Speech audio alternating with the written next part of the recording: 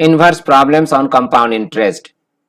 Today we shall work out some inverse problems based on compound interest. As we know, amount in compound interest is given by the relation A equal to P times 1 plus R by 100 to the power n, in which A is meant for amount, P is meant for capital, principal, R is meant for rate of interest, n is meant for time period in number of years. By observation we can say there are four quantities related in the relation. A first quantity, P second quantity, R third quantity and n fourth quantity. Out of four quantities, अगर any three quantities का information available हो तो फिर the fourth one can be found out. इससे पहले कि हम इस पर बेस्ड कुछ प्रॉब्लम्स को वर्कआउट करें, हमें one point must be keep in mind. किसी भी थ्री क्वांटिटीज का आउट ऑफ फोर में अगर इंफॉर्मेशन है अवेलेबल तो हम उसे जब यहां पर सब्स्टिट्यूट करेंगे तो it will turn into an equation and we have to carry on the equation to find out the fourth value. आज के प्रॉब्लम्स को हम थ्री सेक्शंस में डिवाइड करते हैं. सेक्शन ए जिसमें हम फाइंड आउट करेंगे प्रिंसिपल को, टू फाइंड द प्रिंसिपल. अब इस सेक्शन में हम केस वन को टेकअप करते हैं. इस केस में हमें अमाउंट का इंफॉर्मेशन रहेगा, टाइम का इंफॉर्मेशन रहेगा और रेट ऑफ इंटरेस्ट का इंफॉर्मेशन रहेगा. For example, example number 1, find what sum will amount to rupees 73,810 in 2 years at 10% per annum compound interest. Question का मीनिंग ये हुआ कि किसी सम ऑफ मनी को, जिसे हम प्रिंसिपल या कैपिटल भी कहते हैं, उसे इन्वेस्ट किया जाता है 2 years के लिए और 2 years के बाद वो सम ऑफ मनी 73,810 अमाउंट में आ जाता है. तो क्वेश्चन ये है कि what is the sum of money means principal. Clearly question में ए के लिए जो इंफॉर्मेशन है वो 73,810 है और इसलिए ए को रिप्लेस कर देंगे 73,810 से और फिर पी हमारे लिए अननोन है तो पी को एज इट इज रहने देंगे और R, P times 1 plus R, R को रिप्लेस करेंगे 10% से and so 10 by 100 we will mention here and N, N को रिप्लेस करेंगे 2 years से तो n को 2 years से रिप्लेस करेंगे so it is 2 and this is the equation what is mentioned here. 73,810 equal to p times 1 plus 10 by 100 to the whole square. Now in solving for p we can say 100 को 10 times में cancel करेगा and so it will be 1 by 10 and 1 plus 1 by 10 comes 10 1 जा 10 plus 1 11, 11 by 10 and 11 by 10 to the whole square है, इसलिए 11 by 10 into 11 by 10 में express किया जा सकता है with p. Therefore, to find the value of p, we will remove 11 by 10 and 11 by 10 from right side to left side. And in this way, we get p equal to 73,810 into 10 into 10 means 100 and so it is 100. 11 into 11 means 121 and so it is 121. Now after simplification 121 73,810 को cancel करेगा in how many times 610 में and now 610 को multiply करेंगे 100 से and so it will come 61,000 and it is the value of p. P means principal and therefore this is the required sum answer. The next question is example 2. What sum will come rupees 4,913 in 1.5 years if the rate of interest is 12 upon 1 by 2% compounded half yearly? इस question में the sum of money जो principal या capital होता है उसे कितना आना है, ये आएगा 4,913.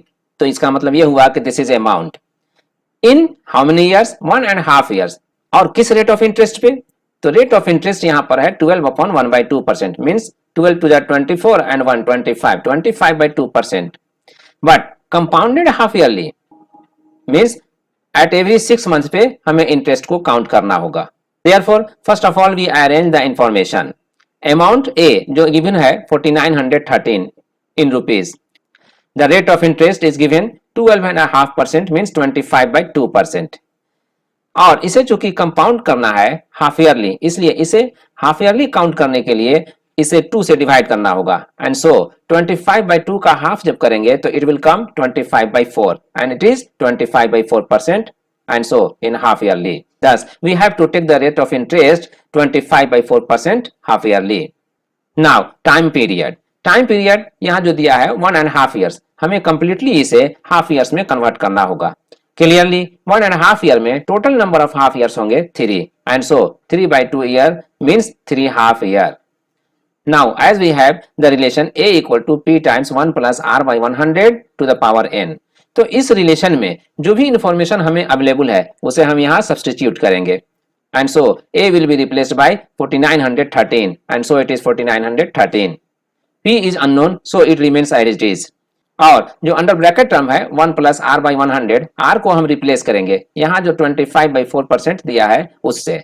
सो 25/4 by 100 and to the power n है तो n को रिप्लेस किया जाएगा नंबर ऑफ हाफ ईयर से. 3 नंबर ऑफ हाफ ईयर्स हैं, therefore n will be replaced by 3.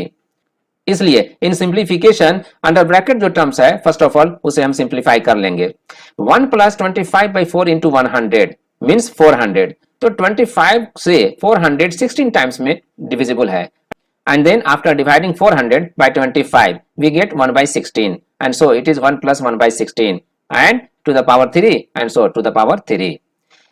In simplification 1 plus 1/16 comes 17/16 and so with the power 3 it comes 17/16 into 17/16 into 17/16.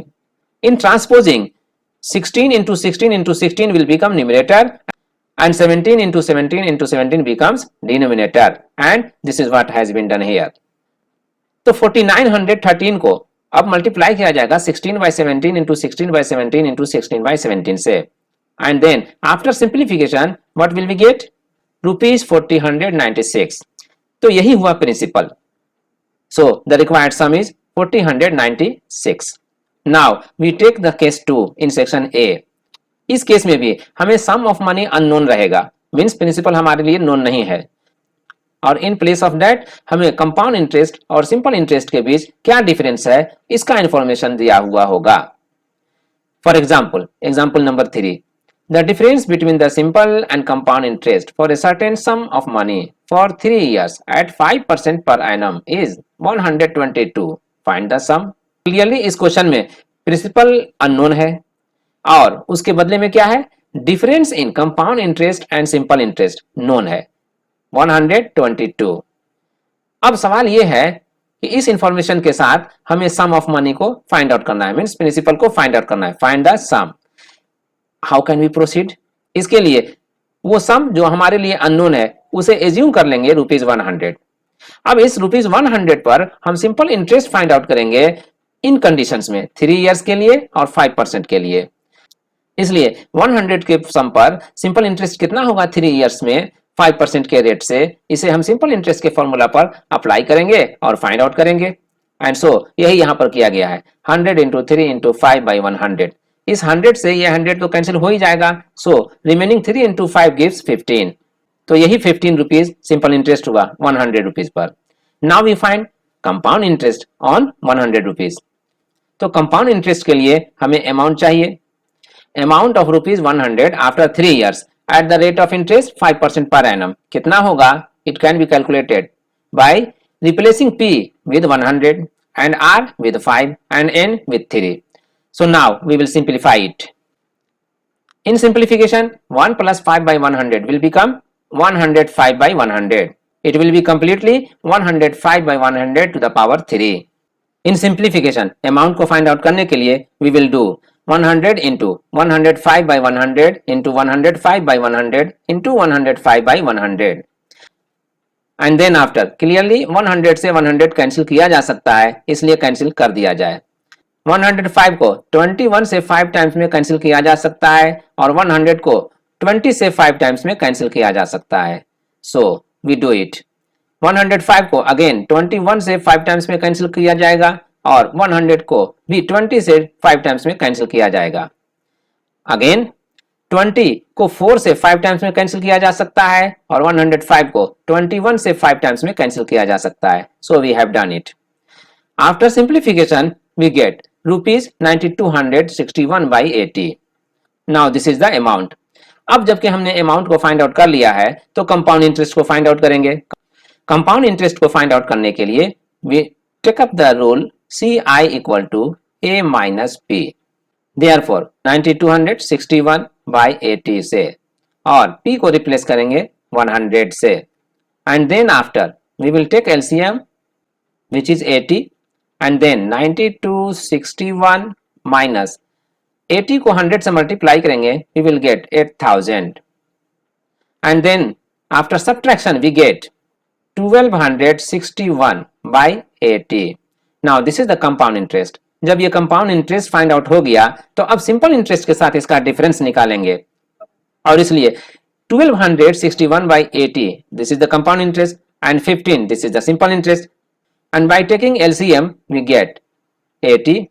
Now after this gives 61 and 61 is here and this is 80 and this is 80. So 61 by 80 is the difference between compound interest and simple interest. कब? जब हमने assume किया कि sum of money means principal rupees 100 है तब. Now we will relate it. If the difference is rupees 61 by 80 the sum is rupees 100. With the help of this relation we can find if the difference is rupees 1 the sum will be 100 by 61 by 80 means 100 into 80 by 61. अब 1 rupees का difference होने पर सम of money कितना होना चाहिए means principal कितना होना चाहिए तो ये 100 into 80 by 61 होना चाहिए. अब 122 अगर डिफरेंस हो रहा है तो उसके लिए सम ऑफ मनी कितना होना चाहिए तो इसके लिए इस 122 को 1 पर जो डिफरेंस आ रहा है इससे मल्टीप्लाई करेंगे means 100 into 80 by 61 into 122 and this is what has been done here. 61 122 को क्लियरली 2 टाइम्स में कैंसिल कर देगा and so after simplification we get 16,000. This is the required sum of money means principal. Answer. Now we come to section B. To find the rate of interest. अब तक हम लोग principal को unknown पा रहे थे और उसे फाइंड आउट कर रहे थे. अब इस कैटेगरी में इस सेक्शन में रेट ऑफ इंटरेस्ट अननोन होगा और उसे फाइंड आउट करेंगे.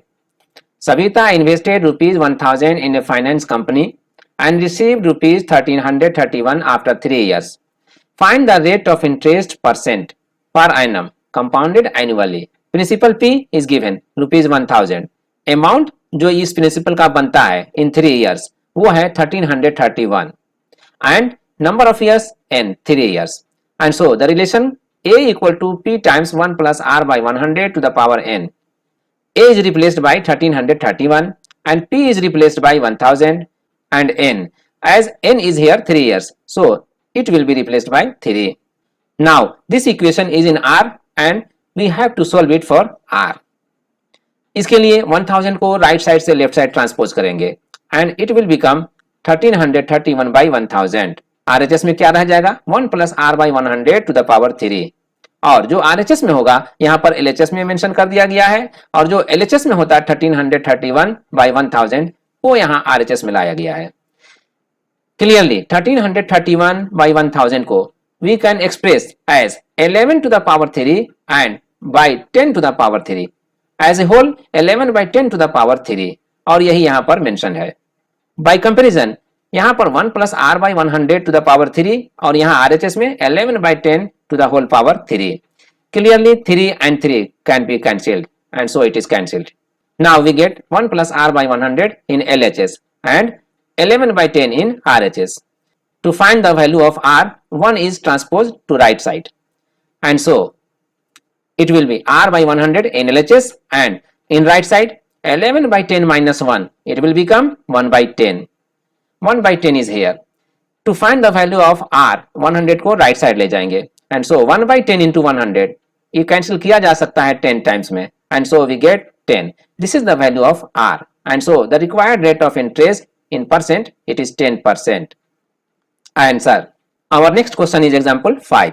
the difference between the compound interest and the simple interest on rupees 42,000 for 2 years is rupees 105 at the same rate of interest per annum.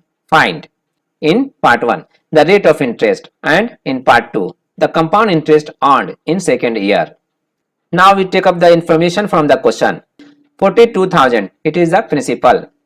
For 2 years it is time period, and difference between compound interest and the simple interest is rupees 105. This is the difference between the two interests, and same rate of interest per annum which is unknown, और यही हमें find out करना है in part 1 में. तो इसके लिए हम r को एज्यूम कर लेंगे कि r is the rate of interest, and then we shall proceed to find the value of r. जो इंफॉर्मेशन हमने अंडरलाइन किया है, once again we repeat it. P equal to 42,000, time n equal to 2 years, और जो difference between compound interest and simple interest है उसको हम बाद में कंसीडर करेंगे. नाउ यहाँ पहले हम कंसीडर करते हैं सिंपल इंटरेस्ट के लिए. Simple interest is given by P into T into R by 100, and so P is replaced by 42,000, T is replaced by 2 and R remains as it is by 100. Compound interest के लिए as we know CI equal to P times under bracket 1 plus R by 100 to the power n minus 1. Now during simplification जो under bracket terms हैं इसके लिए we will use a plus b to the whole square means 1 square 1 square means 1 and r by 100 to the square, and then plus 2ab means 2 into 1 into r by 100, and then minus 1. Clearly this minus 1 and this plus 1 can be cancelled. Then after we get r by 100 to the square plus twice r by 100. इसी complete factor को यहाँ पर mention किया गया है, r by 100 to the square plus 2r by 100. अब compound interest और simple interest का डिफरेंस फाइंड आउट करने के लिए, जैसा कि हमने पाया था simple interest 42,000 into 2r by 100 यही आया था, और कंपाउंड इंटरेस्ट है ये, और यही यहां पर मेंशन किया हुआ है. So this quantity minus this quantity we get 42,000 को we can take as common. After taking 42,000 as common we get जो अंडर ब्रैकेट टर्म्स रहेगा r by 100 square plus 2r by 100 and then minus इस complete term से 42,000 को common लेने के बाद जो रिमेनिंग फैक्टर बचेगा वो r by 100 to the square plus 2r by 100 होगा, और यही यहां पर आया. नाउ इस टर्म से 42,000 को कॉमन लेने के बाद जो रिमेनिंग टर्म होगा वो 2r by 100 होगा, and so 2r by 100. Clearly this 2r by 100 and this 2r by 100 will be cancelled because they are equal but with opposite sign. r by 100 to the whole square. Now r by 100 to the square यही वो term है, यही वो factor है जो अब इस 42,000 के साथ होगा. So 42,000 into r by 100 to the square. अब यही डिफरेंस आया कंपाउंड इंटरेस्ट और सिंपल इंटरेस्ट में, and so 42,000 into r square by 100 into 100. Now we have 21r square by 5. This is the difference between compound interest and simple interest. और इसी difference को equal किया जाएगा जो इंफॉर्मेशन क्वेश्चन में available है, difference between compound interest and simple interest, that is 105. यही है डिफरेंस जो अवेलेबल है इन द क्वेश्चन. अब इस 105 को इक्वल किया जाएगा 21/5 r स्क्वायर से. इस इक्वेशन को r स्क्वायर के लिए सोल्व किया जाएगा. इसके लिए 21/5 को ट्रांसपोज करेंगे from left to right, and so r square will be 105 into 5 by 21. 21/5 will convert into 5 by 21, and so 105 को 5 times में कैंसिल कर देगा. So now we have 5 into 5 that is 25. r square will be equal to 25. It means r will be equal to plus minus 5. But rate of interest कभी negative नहीं होता, इसलिए we will have to take the value of r as only 5, and so the required rate of interest is 5% per annum. Part 2 में हमें find out करना है compound interest को जो सेकेंड ईयर में होगा. बट आफ्टर 2 years कितना compound interest होता है उसे हम फाइंड आउट कर सकते हैं by using the formula CI equal to P times under bracket 1 plus R by 100 to the power n minus 1। Once again हम उन वैल्यूज को पुटअप करेंगे जिसका इंफॉर्मेशन हमें अब तक है। 42,000 P को रिप्लेस किया, R को रिप्लेस करेगा 5 एंड देन n को रिप्लेस किया है 2। After putting the value of R we will have now 520 जा 100 and so 42,000 into 1 plus 1 by 20 means 21 by 20, 21 by 20 square minus 1। after this 21 by 20 to the square जो होगा उसका value 21 into 21 441 and 20 into 20 400 and so 441 by 400 it is here minus 1, this minus 1 is here। after simplification 441 minus 400 gives 41 and so by 400 it is 400, 41 by 400। in further simplification 442,000 को 105 times में cancel करेगा and we will get 4305। so the compound interest is rupees 4305 in 2 years but we have to find the compound interest in the second year only। अब इसके लिए हमें क्या करना होगा, तो फर्स्ट ईयर का जो इंटरेस्ट आया है उसे इसमें माइनस करना होगा। फर्स्ट ईयर का क्या इंटरेस्ट होगा, फर्स्ट ईयर का इंटरेस्ट सिंपल इंटरेस्ट और compound interest both are the same and so we can calculate the simple interest for first year.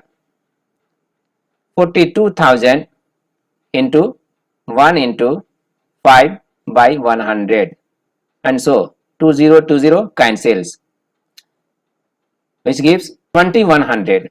so this is the simple interest in 1 year and this is also the compound interest in 1 year। अब compound interest भी और simple interest भी जो भी हो 2100 हमें first year के लिए मिल गया। तो फर्स्ट ईयर तक यहां तक दोनों सेम था, सेकेंड ईयर में जो भी डिफरेंस आया होगा अब हमें वो फाइंड आउट करना है। इसके लिए 4305 में 2100 को हम माइनस करेंगे and so by doing this we get 2205। Now we take up the section C in which time will be absent. Time को फाइंड आउट करने के लिए भी हमारे पास रिलेशन वही होगा जो अमाउंट के लिए हमने यूज किया है अब तक। To make it clear more we take up the example 6। The compound interest on rupees 30,000 at 7% per annum for a certain time is rupees 4,347। Find the time। Time को फाइंड आउट कीजिए। यहाँ 30,000 as principal है और 7% as rate of interest है और 4,347 ये interest दिया हुआ है, compound interest. Time period is absent. अब जो भी इंफॉर्मेशन है वंस अगेन यहाँ पर अंडरलाइन करते हैं। Principal P is 30,000, rate of interest is 7% और उस प्रिंसिपल का अमाउंट जो सम टाइम्स ऑफ इयर्स में इन्वेस्ट किया गया है कितना होगा, इसके लिए प्रिंसिपल के साथ उस इंटरेस्ट को ऐड करेंगे that is 30,000 plus 4,347 and it will be 34,347। Time चूंकि अननोन है इसलिए we will assume it as t। Now we will use the relation a equal to p times 1 plus r by 100 to the power t। a को replace करेंगे 34,347 से, p को replace करेंगे 30,000 से और r को रिप्लेस करेंगे 7 से and t will be as it is. Now we have to solve the equation for t। अब इसके लिए हमें 30,000 को राइट साइड से लेफ्ट साइड ले जाना होगा। राइट साइड से लेफ्ट साइड जाने पर 30,000 एज डिनोमिनेटर होगा। सो 34,347 बाई 30,000 और 30,000 को राइट साइड से लेफ्ट साइड जाने के बाद we will have only 1 plus 7 by 100 means 100 plus 7 that is 107, 107 by 100 and to the power t, 107 by 100 to the power t equal to 34,347 by 30,000। by observation we can say 30,347 3 से divisible है in 11,449 times, 11,449 times में, और 30,000 को भी 3 से divide किया जा सकता है in 10,000। So now we have 11,449 by 10,000। Now we will apply here the law of exponent. Right side का टर्म जो भी है 11,449 बाय 10,000 इसे हम जिस तरह लेफ्ट साइड में 107/100 टू द पावर t है, उसी फॉर्म में राइट साइड के टर्म को भी हम एक्सप्रेस करेंगे। और by observation we can say 11,449 is the square of 107 or 10,000 is the square of 100, and so we can change it into 107/100 to the square according to law of exponent। अगर दोनों side में base same है तो power भी same होगा, और अगर power equal है तो फिर बेस भी इक्वल होगा। हियर बेस सेम है, 107/100 लेफ्ट साइड में भी है और 107/100 राइट साइड में भी है, so power must be equal to maintain the equality of equation, and so by this law we get t equal to 2। so जो t हमारे लिए unknown था, now we have got it, and so required time period is 2 years। By getting this result, we can say this was all about how to work out inverse problems based on compound interest formula or amount formula। Thank you।